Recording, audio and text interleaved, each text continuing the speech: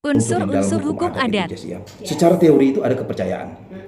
Yang pertama ya, mengenai unsur-unsur hukum adat itu pertama tentang kepercayaan. Jadi ketika ada nenek moyang terus menerus memberikan pemahaman, memberikan tradisi yang generasi sampai terus ke anak cucu, maka kepercayaan menjadi sebuah dasar untuk memberlakukan tentang hukum kebiasaan itu.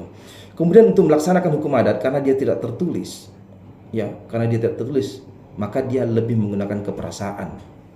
Itu unsur-unsur hukum adat. Bagaimana tentang makanan harus tidak dimakan dulu sebelum bapak-bapaknya memakan, harus ibu-ibu, karena perasaan dikedepankan. Perasaan dikedepankan.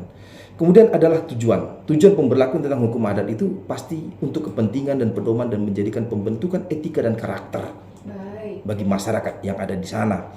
Kemudian ada kaidah-kaidah yang berlaku. Kaidah-kaidah pasti tidak bertentangan dengan bagaimana norma-norma, gitu ya. Bagaimana dengan orang melakukan pelanggaran kecil lalu harus dirajam? Tak mungkin. Harus dibunuh, harus dipukuli, disiksa, tidak.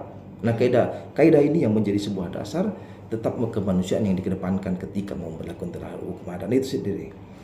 Kemudian ada pelaksanaan dan peranan.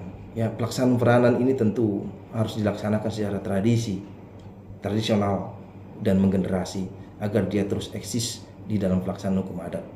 Saat ini penting atau tidak tentang hukum adat? Masih penting. Karena dari hukum adat itu karakter pembentukan etika dan perasaan orang yang mengedepankan kepada kemanusiaan itu justru lebih tinggi, gitu ya. Beda dengan hukum positif, walaupun dia tidak tertulis, tapi etika dikedepankan. Ya. Kemudian ada sanksi. Hukum adat, walaupun dia tidak tertulis, pasti memuat sanksi bagi si pelanggar. Walaupun dia tidak mempenjara, sanksinya seperti hukum positif yang ada berlaku di Indonesia, tidak ada sanksi berupa hukuman mati misalkan ketika pelanggarannya adalah pelanggaran berat. Tetap saja hukum adat tidak tertulis tapi memuat sanksi. Sanksi-sanksinya apa? Apakah itu berupa denda? Nanti saya akan jelaskan tentang bagaimana penerapan sanksi hukum adat. Kemudian ada fasilitas, ya, fasilitas terhadap